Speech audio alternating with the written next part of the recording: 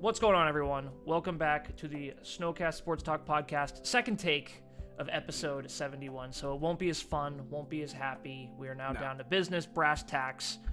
Joined always by my co-host, Matt, who is very busy all the time. Matt, how are we doing?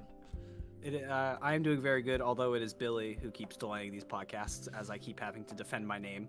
But like we just talked about, take two. I knew this podcast was coming from the most recent news that has been coming out of the NFL and all the recent headlines. And do we want to just jump right into it? Let's do it. Let's do it. Bill Belichick has apparently been shopping around Mac Jones this offseason. And I just, again, similar to what I did last time, it was just the first thing that popped into my head. It's just like, why is this coming out now? Like, there's all these free agents, right? Like Derek Carr, Baker Mayfield. There's a bunch of... No, there's not. They're all signed. Like, people are getting ready for next season, and now all this is coming out. Like, it's not like we're going to find a quarterback in time, unless there's some grand moment where the Patriots get Lamar, which, I'll be honest, I'm all for. I'm not against getting Lamar Jackson. That sounds like fun to me, but at the same time, the Patriots aren't paying Lamar what he wants to be paid. That's obvious. And yeah. Well, the question I had for you is, and again, I'm not attacking Mac Jones when I made this point in the first take, but like totally no, you're right. Who would trade for him? I'm not trying to be mean, but I have two teams actually. He had one good year and then one not so good year, and I don't know if he's the most appealing trade offer. But go ahead. I have two teams that I think Mac Jones will be a New England Patriots next season and the season after that. Yeah, I do. And maybe even continuing. Because I'm personally a bit of a Mac Jones fan, although I'm not 100% sold yet. I do like him, and I have some statistics that does prove that doesn't prove it, but it does, at least on paper, show that he is a quality quarterback. The two teams that I was thinking that would be interesting for him to go to would either be the Raiders or the Texans. Now, it doesn't make sense for the Texans as much because they have an early draft pick. There's a lot of great quarterbacks who are coming up that I think the Texans are interested in. But at the same time, Mac Jones is probably more ready to play than those quarterbacks. Bryce Young might be the only guy. The other Alabama kid. It's true. Yeah. He might be. And then the only other team would be the Raiders, just because where they are in the draft, they might not be able to get a good quarterback. And I don't know if you want to run your whole year with Jimmy G.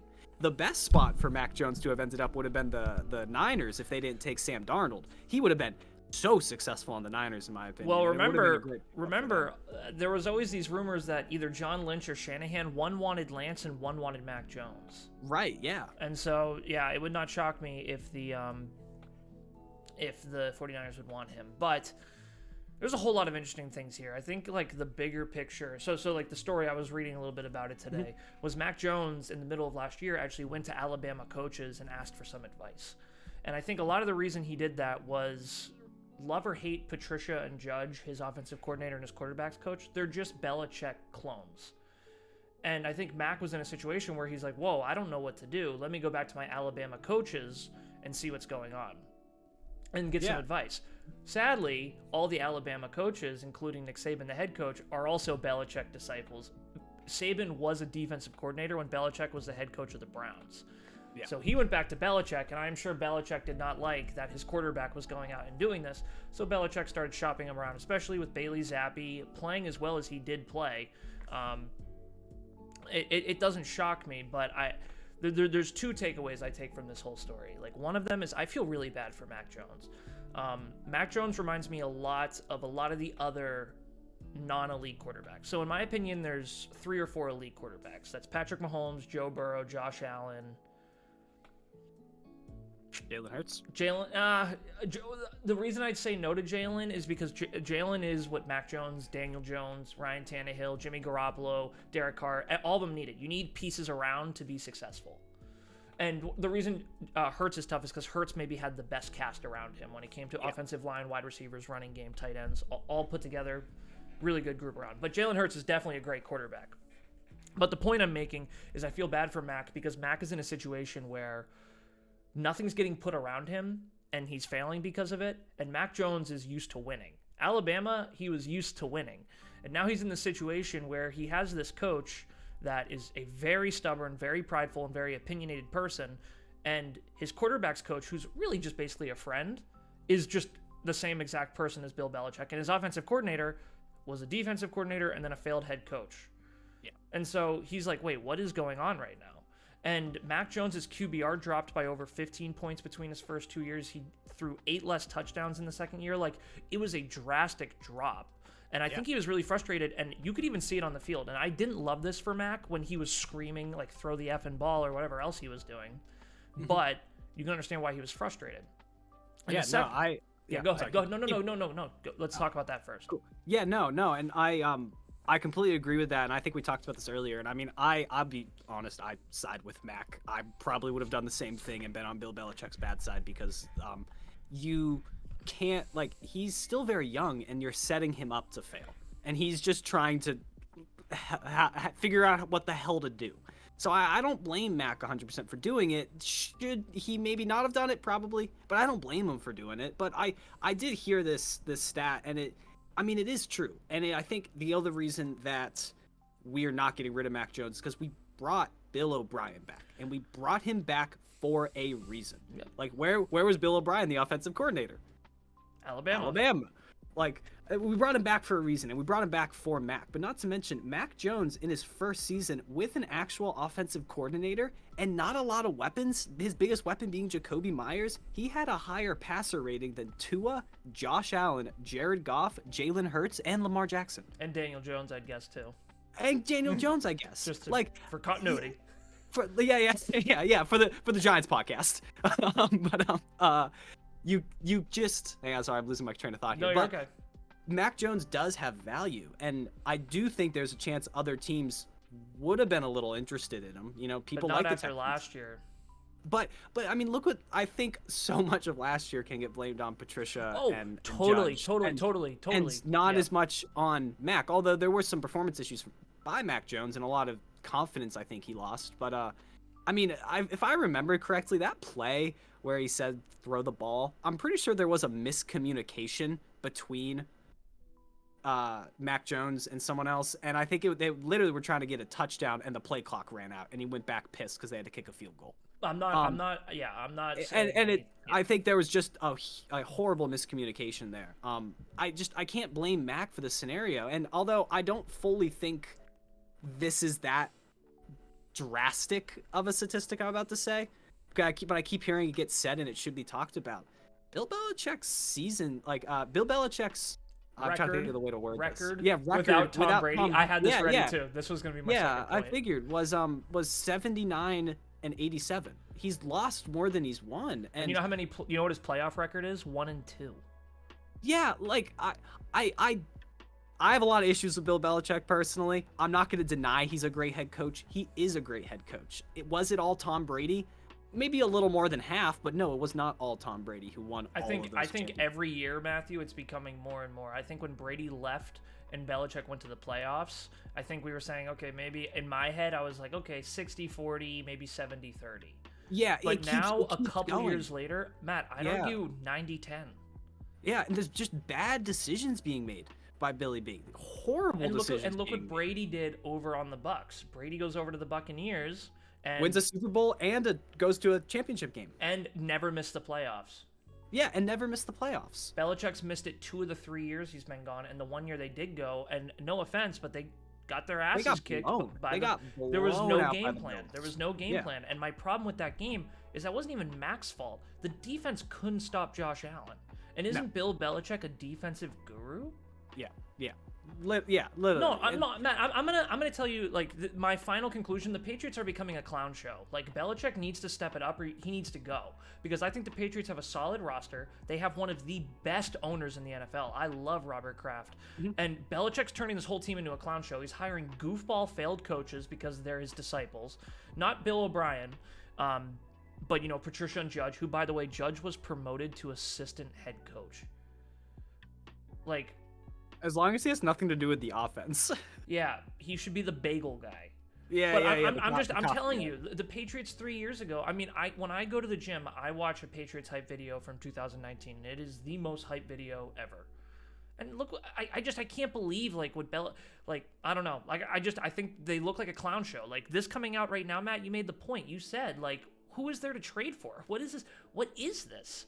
Yeah. And it's like, and in Go ahead. all honesty, like with Bill Belichick talking about it, if this report is true, I do not feel like Bill Belichick sent a text out to different teams or called them up and were like, "Hey, I'm looking to trade Mac Jones." Bill Belichick just went, "Hey, how do you feel about Mac Jones?" And the other team was like, he just wanted to see, because like it's something that he does say that I do believe him. He's like, everyone's gonna get a shot to play. If you're doing good at practice, you're gonna play, and that's the truth. And I'm sure Bill Belichick's open. You know, if Lamar Jackson was like, "Hey, Billy, I'll come to your team and I'll take a pay cut and not ask for a huge contract," Bill Belichick might say yes. Yeah. But I mean, that's just not the truth with the Lamar situation. But no, I mean, going back to what we were talking about, Billy B's losing it a little bit. He's losing it a little bit. It's starting to look bad, and what it reminds me of is Joe Judge when he was the head coach of the Giants, because it's really hard to have that culture in your locker room when you're not winning games. Because the reason Bill Belichick's culture worked so well was because Tom Brady was the GOAT, and he bought into it and got all the other guys to buy into it. And that's how it worked, was when Belichick was a cold asshole or when something was going wrong, Brady would keep the team morale up. He'd keep the team together. Now no one's doing that. It's what happened with the Giants with Judge. Like, having a hard-ass coach is great, and it has a bunch of benefits. But like, if you're not winning games, you're gonna lose the locker room. These aren't kids. These are grown men with mortgages, wives, children's. They're men, and so they're not gonna buy into this rah-rah or this like all cold bullshit, you know. So. Yeah, Belichick needs to turn it around, man. Bill O'Brien's going to be his saving grace or the final nail in his coffin, because it sounds like Robert Kraft is talking more, and that's not very normal. No, it's true. And you can, I don't know how many videos I've said it on this channel, but you can go back even before the Bill O'Brien thing. Yep. We are not going to win a playoff game again, in my opinion, until we get rid of Bill Belichick, or at least have an attempt at a Super Bowl. Unless we all of a sudden just got Lamar Jackson and like, not that he's a free agent or anything, Mark Andrews and like DeAndre Hopkins. Like, maybe we're going to go win a Super Bowl. But like, that's not going to happen. And if Belichick's going to keep doing what he's doing, I don't think we might not even win a playoff game. And everyone's talking about that Bill Belichick wants to hit some statistic that's like the most winning head coach. I forget who is the most winning head coach at the moment. I forget it too. And I genuinely don't believe that's true. I don't think Bill Belichick gives any craps about that. I don't think he cares. And in all honesty, I do kind of feel like him and Kraft should start talking about the retirement plan. Because, I mean, I think Bill Belichick will be our coach next season. I bet you Mac Jones will be our quarterback next season. And I bet you we will look way better than we did last season because of Bill O'Brien. Yeah. All that's still the same with this rumor coming out. Again, I do think this was just Bill Belichick just asking around. Because he's not 100% loyal to Mac Jones at the moment. He has no reason to be, in all honesty. No, I'm with you, Matthew. I'm with you. It's not. It's a hard predicament, and you're right. It's weird to see the Patriots in this predicament. I'm not used to it, and you know me, Matt. You and me, we go back and forth, and we give each other hate, and we have a good time. But like, the truth is, like, I respect Belichick. I respect the Patriots. Like, we'll never see a team that good again. Yeah. But it's really sad to see him fall so low that now, instead of being champion coming into a new season, he didn't make the playoffs. He had a losing record, and now there's reports coming out that he's trying to trade his quarterback in his third year of a rookie deal. Yeah. So, yeah, I don't know, just a tough situation. I wanted to come on and be like, oh, funny, but it's actually sad. And I feel for Mac, but we're starting to learn Brady really carried this team, and it makes sense. You know, you see what he goes and does with the Bucs. I think he did that a lot more with the Patriots. Belichick, of course, had some great games. You know, both Super Bowls against the Rams, that was all Belichick in my opinion. But, you know, keeping the team together and getting to those Super Bowls, I don't know how much Belichick had to do with it. Yeah, no, I mean, I agree. And, yeah, we kind of sound like a broken record at this point, so we're just in agreement with this. But it makes me so sad to see the Patriots like this. And I do think Mac Jones is a good quarterback, and I do think Mac Jones will be our quarterback moving forward for the next couple of years. Yeah. Until we give him a system and he really fails, then he won't be. But I would be interested to see if we go down just the rabbit hole of what if Mac Jones was not our quarterback anymore. Because I keep on seeing Patriots might draft Anthony Richardson. Might trade, try and draft a QB. We get a new quarterback. I don't think this is going to happen. I don't see a reason for it. And I don't see a team that's trading for Mac Jones right now. That's my thing. It's not Belichick trying to take a quarterback, which might even be the move, but my thing is who wants Mac Jones right now? I really can't think of a team. Maybe the Raiders and the Texans. I think there are better reasons for them not to take him than to take him. They're just the only two teams I could possibly think of. I can't think of another team that would take Mac Jones. Yeah. Fair enough. And like I said, the 49ers should have tried. Yeah, they should have, but now they got Sam Darnold, who's the third third they got stringer, Sam Darnold. Plus, they have Purdy and Lance, depending on their injury. Some smaller things. How do you feel about the number 0 being allowed to be worn in the NFL now? Oh, I think that's cool. Me too. Whatever. I don't mind. I feel like everyone gets pissed about numbers, but I don't care.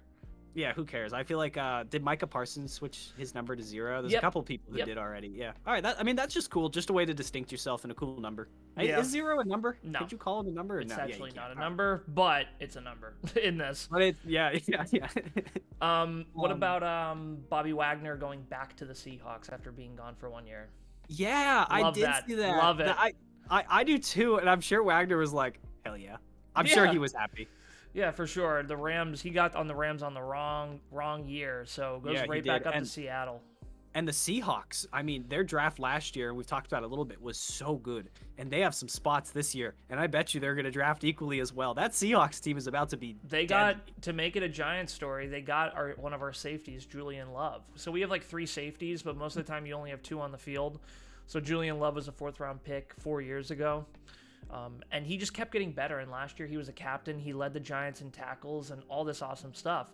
And the way it works, and I might not explain it great, is like when you have an agent and you negotiate, like your agent negotiates with the team, your agent doesn't come back and tell you what the negotiation is.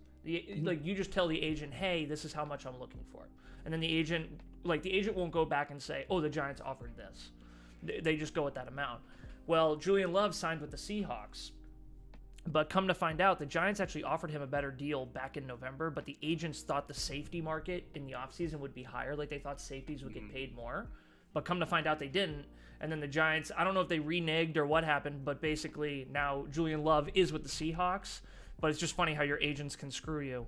But yeah, Seahawks got a great safety. Julian Love is a born leader.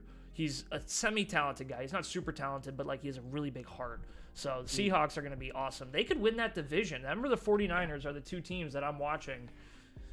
As the Cardinals owner, just to say in the West, did you hear he had all these different allegations brought forward against him yesterday? I didn't even read it. I actually didn't hear this. Didn't even read it, but it's just it doesn't shock me. The Cardinals. I mean, they're in such disarray at the moment. I mean, there's a chance. I've been hearing about the whole thing. They might just have to drop DeAndre Hopkins. Yeah, well, because he's owed a huge cap hit, and no team like wide receivers. The problem with wide receivers, Matt, is you draft them in the 3rd and 4th round, and they're just as good as D Hop is now. Yeah. Like, look at all the rookie receivers last year that made a mark. It's true. They were better.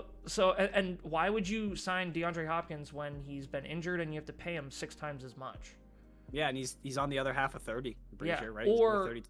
Yeah, or give draft capital. So trade for. Yeah. Why would I give you my 4th-round pick when I can just draft a receiver and not have to pay him? Like, yeah. The math is simple. So, I don't know. Do you have anything else you want to add to that? Not really. At the end of the day, it's just a business, And if that's probably the case. And yeah, that's the biggest reason why I honestly don't know if I really want the Patriots to grab DeAndre Hopkins. That was talked about so long ago at this point, and it's just like he's so old at this point. Well, he's not so old. He's probably still got something left. He's got some years left, and he's still a very talented wide receiver. I don't want to just DeAndre Hopkins is a beast, but I mean, Bill Belichick's never known for taking on that big a contract for a wide receiver. And maybe history proves me wrong at some point, but I don't know about it. The other quick thing I just want to talk about was the Lamar situation and what is your thoughts? Yes, that was going to be my last big story. Can we do 2 other quick ones first? No, totally. That was what I was going to close with. I like it. So I did want to talk about the Giants quickly because just some interesting updates. So first, Saquon is down with Daniel Jones, Sterling Shepard, Davis Sills, and Paris Campbell and Isaiah Hodgins, a bunch of the wide receivers and offensive playmakers for the Giants. Saquon went down, and they're all down there training right now. And the reason I bring that up is because there's a lot of rumors that Saquon might sit out because he has to play on the tag this year. And so basically what that means is you don't have any guaranteed money after this year. But the reason Saquon, I promise you, doesn't care about that, and I'm gonna stake my claim on this right now, is the average salary for a running back, I believe, is around $8 or $9 million. Saquon's getting paid 10, even though it's for 1 year. He's actually a higher paid running back because of it. So the thing is, I'm sure the Giants are trying to get a deal done with him, like maybe a 3-year deal. But I'm sure they're saying, hey, $8 million a year for 3 years, and Saquon's like, I'll just play for 10 this year, and then we'll see where we are next year. And so people have been saying, oh, well, he's going to sit out. He's going to be upset there's no deal. He's down in Arizona practicing with the team. He's with DJ. He's doing all these different things. He's going to play. He's not going to sit out. He's a leader. He's a captain of this team. That's not Saquon. He can be unhappy about it, but I promise you Saquon's going to do this thing. Yeah, no, I actually agree with that, and I've not heard any bit of this story. And I think the biggest reason, and anytime I want to say your head coach's name, Bill O'Brien, pops into my head. Your head coach's name is Brian Daboll. It's because of Brian Daboll. You guys have a lot of heat right now because of Brian Daboll and how great a head coach he is. I mean, why would you sit out? You got the chance to make it further than one playoff game next year. Yeah, no, you're absolutely right. And it even goes deeper than that. Our offensive coordinators are both our coordinators are good. Wink Martindale from the Ravens is our defensive coordinator coming into his second year. And Mike Kafka, who was Patrick Mahomes' quarterback coach, is our offensive coordinator for another year. And so it's that's like, sick. That's sick. But it's like, John Mara, the owner of the Giants, I've said this a million times, deserves all the credit in the world for going and getting the Bills' offensive coordinator and then letting him hire his team. And then Brian Daboll goes and hires 2 people he's never worked with to be his coordinators. Like, you don't hire your friends in football. You hire the people who are the most qualified. Yeah, without a doubt. And Bill Belichick would definitely look at you with confused eyes when you said that. Well, what's strange is Brian Daboll is he's part of the Bill Belichick coaching tree. He was with Belichick first. And then he was in Alabama with Saban as the offensive coordinator. So it's like Belichick's just losing himself, I feel like. I mean, I actually really hate to say this in a sense. I think he's older than 70. Yeah, I think he is. He's getting old, and like that just happens when you get old.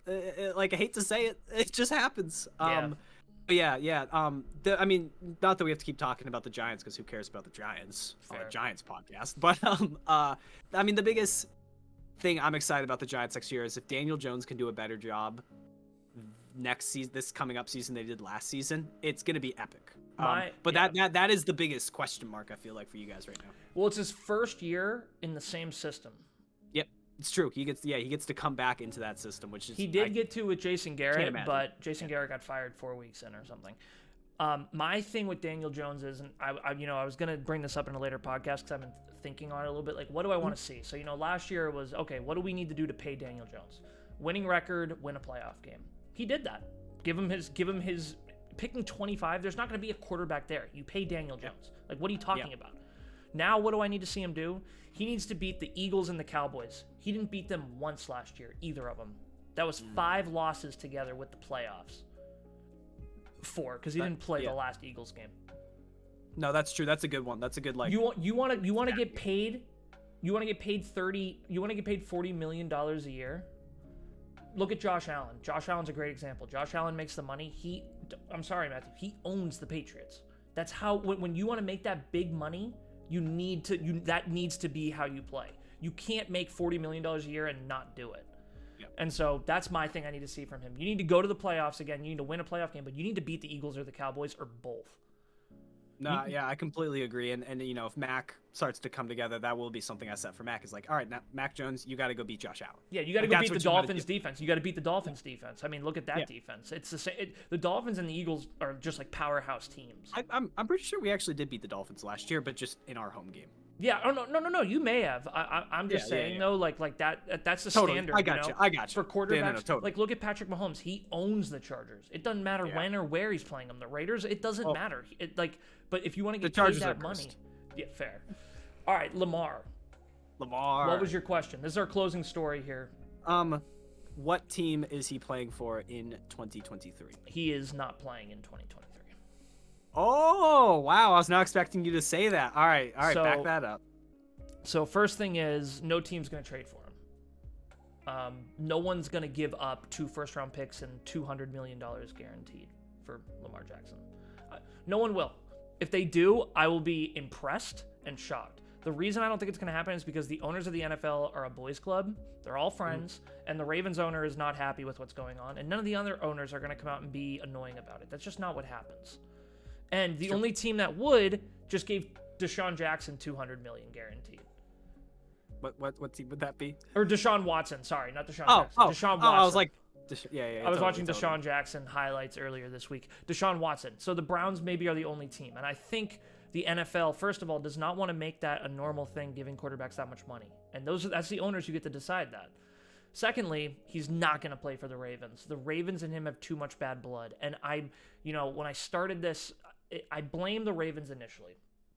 What did Daniel Jones do? Daniel Jones won me a playoff game and had a winning record. Sign him.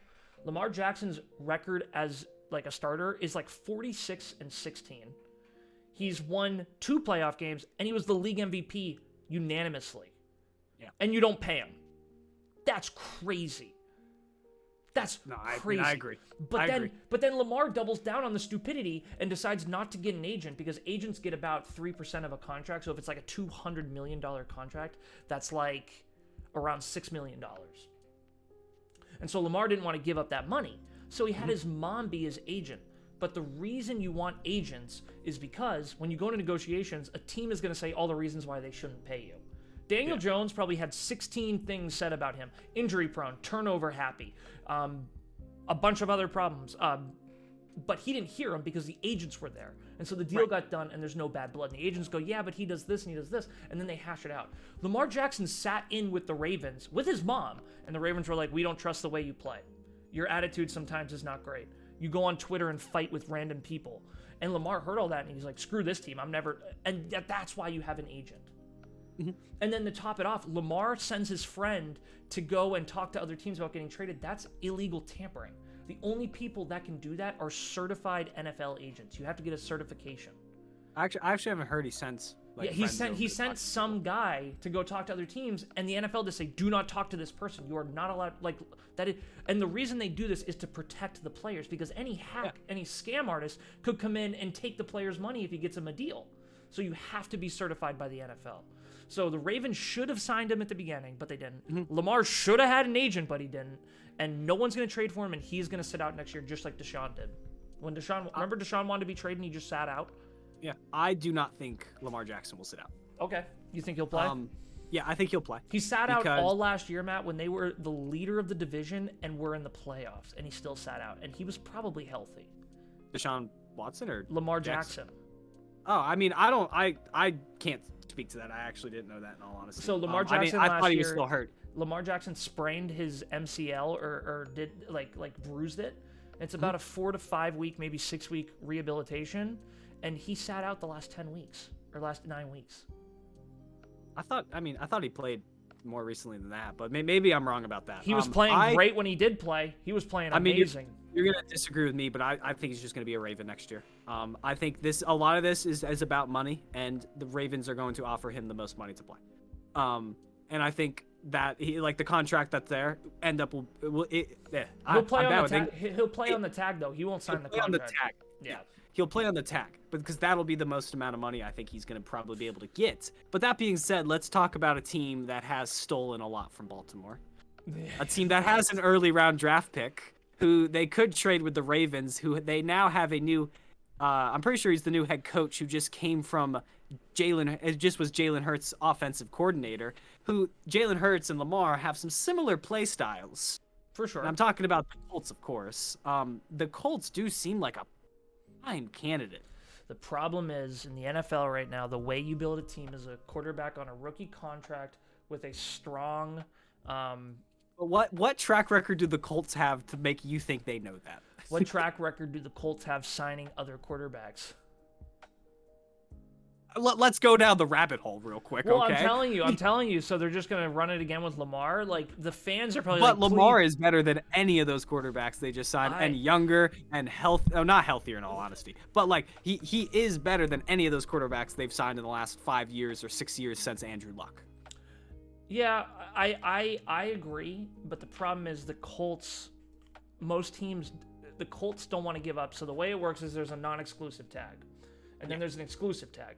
The Ravens use the non-exclusive tag. So what happens is you get, I think it's around $33 million, and then any other team can offer you 2 first-round picks and then can sign the player. Okay. So the Colts have to give up 2 first-round picks and $200 million. Or take a gamble on a kid and give him $10 million over the next 4 years. Is the $200 million confirmed? I don't The know. number's if that's not confirmed. The number's not Yeah. confirmed, but the way I believe it looks is Lamar says, you gave Deshaun Watson that much money. He's never been an MVP. He had 29 cases against him for sexual assault. And you think he's worth more than me? Like, bullshit. I mean, yeah, I have heard. And so I have heard that contract has been screwing up a lot of contracts in the NFL. Well, yeah, a lot of money the players are asking for any player that's better than Lamar. So, like, wait till Justin Herbert and Joe Burrow start negotiating. They're going to be like, whoa, hold up here. Yeah. And so, but let's say it's not $200 million. Let's say it's $150 million. Whatever it is, that's a lot of money to allocate to a quarterback when you could just be allocating 40 over the next 4 and building the team around them. And the thing I would argue with Lamar, the final thing is his attitude is not good. He has to stop going on Twitter and fighting with random people and writing these letters to the fans and all this. You just need to, like, sit back, take this, find a team, hire an agent, and go to that team. But he won't do it. He won't do it. That doesn't seem to be the style. He is so stubborn, and I'm pro Lamar. I like Lamar. Lamar is a top 5 quarterback, top 6 quarterback in the NFL. I can only think of a few better. And he's a proven commodity. I get all that. I'm just saying, though, I just think he's going to sit. I think this year he's done. He's fed up. He's like, no. Because he did it last year. He sat. He did not play in that playoff game against the Cincinnati Bengals when I bet he could have. Not that I disagree that he sat. I'm just saying I think he could have. That's why my prediction is he'll sit this year. I kind of forgot about the whole ending, and I guess I thought he was still injured and didn't sit. Well, that's what he did sit. Yeah, if he did sit, that I would maybe think he might sit this next year. But I personally, my opinion about the Lamar situation is he's going to be a Raven in 2023. No one's trading for him. We both agree there. We'll just see if he plays. It's a really sad situation. And the only team that I think would be a team that has an early round draft pick, so the Colts or the Colts, Lamar. They have to like Ravens, Lamar. And they have to like Lamar. I mean, he has a play style. I mean, you look at that record. It's hard to not like Lamar, especially like he's a stud. I remember early on during this offseason, someone mentioned Lamar to the Buccaneers, and seeing Lamar in the red, I just had that image. I was like, that'd be sick. That would be such a cool combo, and that Bucs team would be set for a little bit with Lamar. But I think he's a Raven next year. Yep. I think that he's gonna play for the Ravens, and I sadly think he'll get hurt and not finish the season. Yeah, well, the final thing I want to say here is just like with the Patriots, the Ravens, who are this classy NFL team, play like a Raven, like they have this history and all this stuff. They're becoming a clown show. Like, this is getting ridiculous. Like, pay your quarterback. What else does this guy have to do for you? Like, it's crazy to me. But they're not going to. And, it's the same situation as the Patriots. It's like, wow, this team 4 years ago, Lamar was the MVP and the future was, they got out of Joe Flacco into Lamar Jackson. It was like, holy shit, like, this team is going to be competitive. But they're now, it's going to be a mess. Yeah, and especially with the Bengals in that division now. That's tough. And the Browns with Deshaun for a full year, and even the Steelers. The Steelers, every year that Mike Tomlin's their coach, they're competitive. Yeah, it's true. It's true, which I have heard some Steelers fans talk about is annoying because that means they never get a good draft pick. Yeah. Because they're just mediocre and they never get a good draft pick, and they're like, we get it, Tomlin, we like it, but at the same time, what about the suck for Tua campaign and suck for luck campaign and other things like that? Yeah, I don't know how much all that works. No, I don't. A lot of top 10. Great names. Yeah, for sure. But that'll do it here for this episode. So a lot of interesting stuff. We have the draft coming up in a couple of weeks, which will be nice, and then we'll be getting closer to football, which will be good too. So, but I know I miss it so much. Hey, at least it's been kind of an exciting offseason. It has. We didn't even talk about Aaron Rodgers. That'll be next week. Maybe we'll actually have an answer to the whole damn thing because nothing's changed since last time we talked. So, he's probably still in darkness for all we know. Yeah. Either way, thank you everyone for listening. We'll see you on the next one. Matthew's YouTube channel will be linked down below, guys. So if you enjoyed this, go check out his YouTube channel. and we'll see you on the next one. Peace. Peace.